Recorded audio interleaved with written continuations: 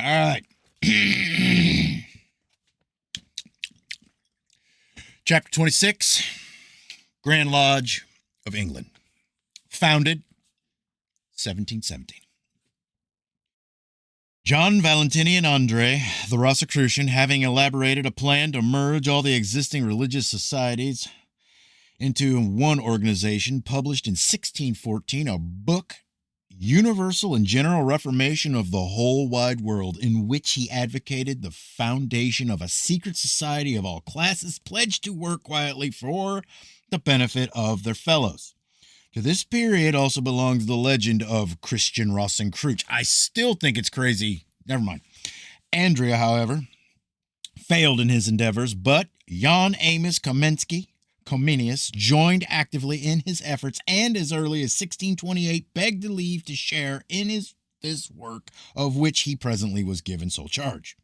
About this time, Comenius wrote his renowned work, and all wisdom, the Pansophia, which embodied his ideas on the fountain of humanity's utopia. The Moravian schoolmaster Comenius, while doubtless an idealist, was also interested in Spiritism, prophecies, revolution, Antichrist, the millennium, and such like whims of a dangerous fanaticism. He collected the visions of the Anabaptists, Coterus, and those of Dabaricius,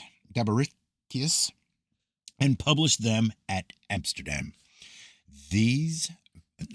Those visions promise such wonders as the extermination of the Pope, the House of Austria, Gustavus, King of Sweden, Cromwell, and others, and were of a most disturbing character. When Anderson undertook the task of uniting the old traditions of practical masonry with the more recent development and broadened ideas of the New World League, he incorporated in his book of Constitution a reproduction of the main parts of the plans and ideas of Comenius. Their true meaning was faithfully adhered to, and important and decisive passages were adopted almost literally.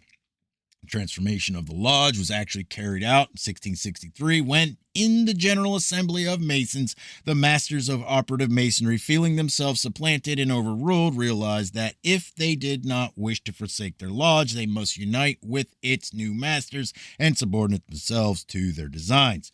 Henry German, Lord St. Albans, was elected and installed Grand Master. Sir John Denham became his deputy, and Sir Christopher Wren and John Webb wardens.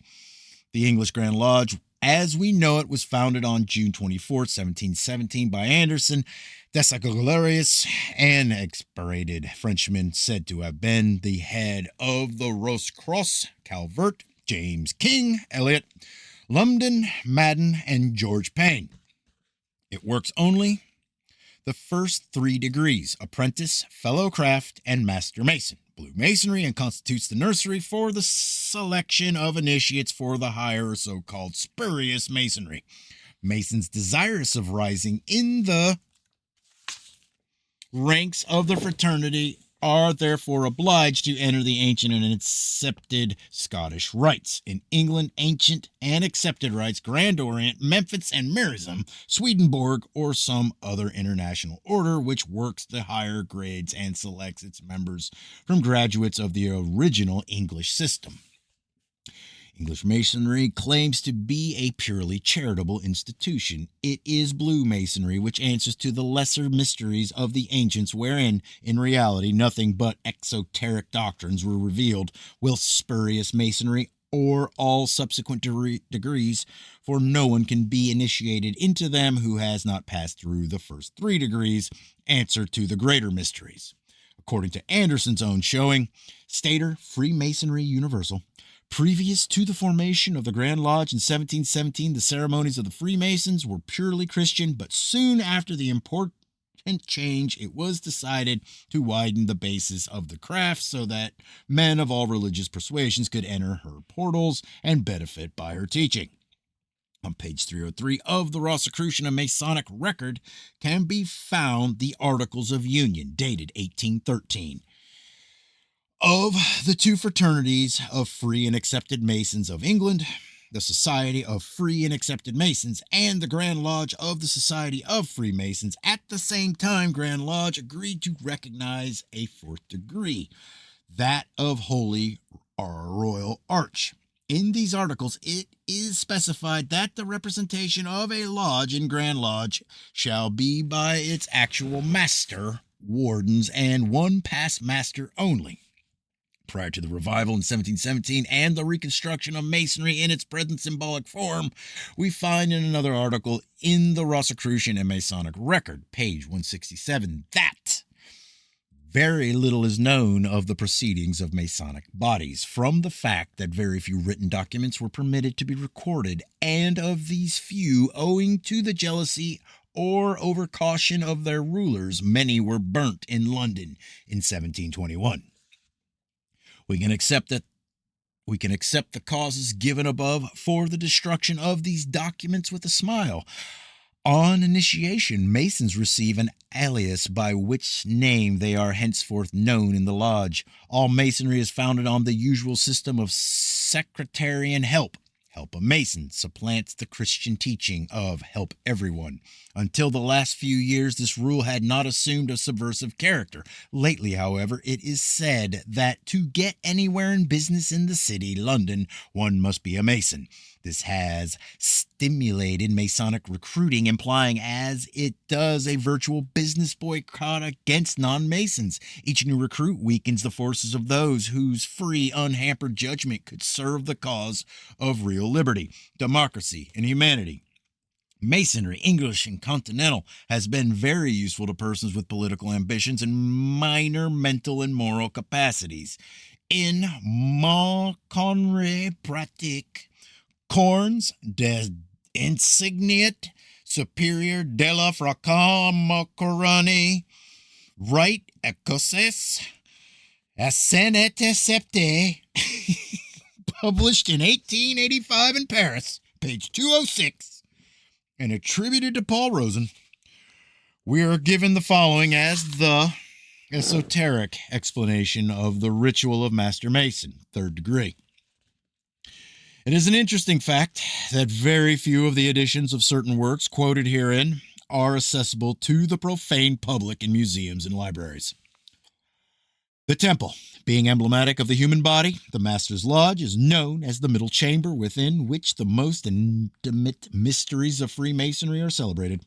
It represents the uterus wherein is accomplished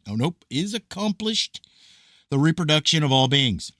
The two parts, separated longitudinally by a dark curtain, represent one side, the west, dark and lightened only by a single light. The abode of death of the sterile seed is the ovary. That of the eastern side, brilliantly illuminated, is the seed fertilized by the fulfillment of the act of generation and absorbed by the uterus. The Master holds the mallet, the two wardens, each holding a roll of cardboard 9 inches in circumference by 18 inches long. These rolls represent the membrane virile. In the middle of the lodge is a mattress, coffin or ditch, which symbolizes the bed, the pastios of the ancients upon which are performed the mysteries of human generation. This mattress, coffin, or ditch also represents the Arch of Noah and the ancient Ark of the Old Testament, these two arches being again the symbols of the place where the generation of beings is accomplished. The acacia, the initiatic emblem of the Gauls and Scandinavians, and the fig tree, the initiatic emblem of the Syrians and the Orientals, signify that all the mysteries are derived from one source and rest on one base, that of India. The phallus is used by the Freemasons in the degree of master, where it is designated by the word Mahabon. This fecundation is supposed to take place as follows. In the early period of initiation, the seed of the unfertilized grain is dead. The candidate bearing within him this inert seed is a male, as he only wears upon his breast the compass emblem of the membrane virile. He is stretched upon a mattress or in a coffin or ditch, emblematic of the bed of the pastos or the mysteries of generation.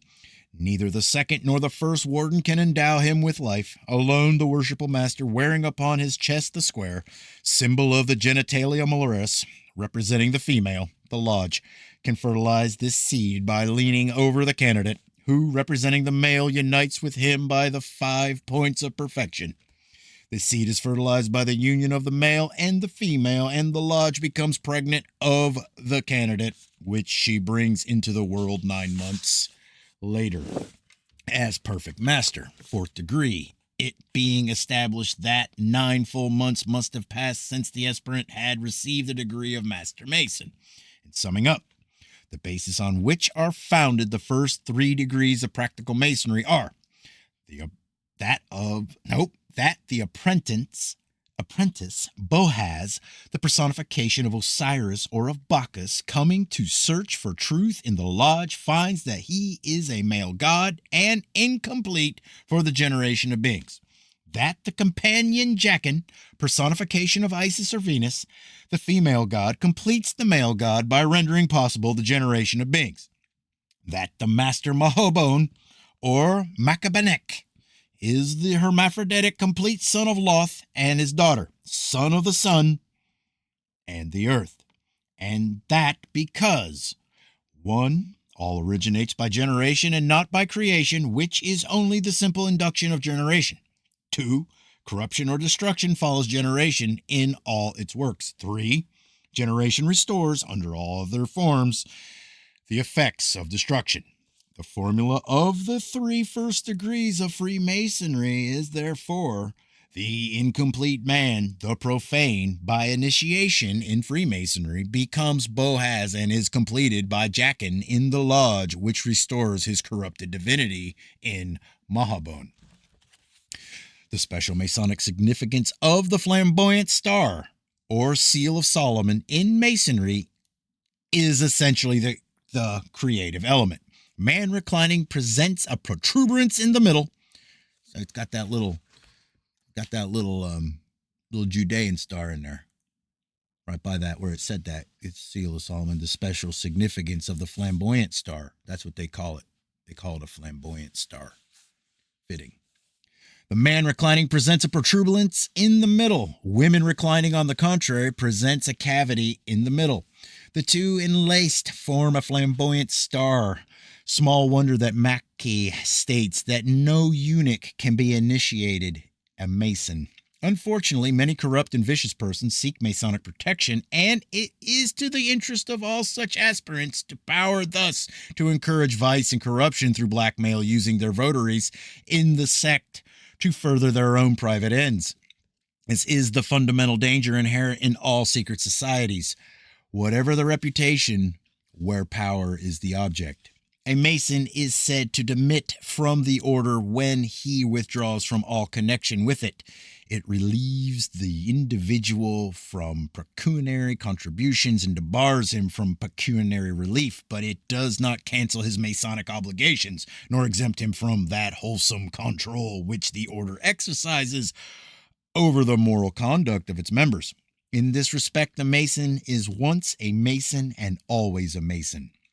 The fact that a Mason, not a member of any particular lodge, but who has been guilty of immoral or unmasonic conduct, can be tried and punished by any lodge within those jurisdictions he may be residing, is not to be doubted. Quoting Brother Moore from Moore's Magazine, Volume 1, page 36.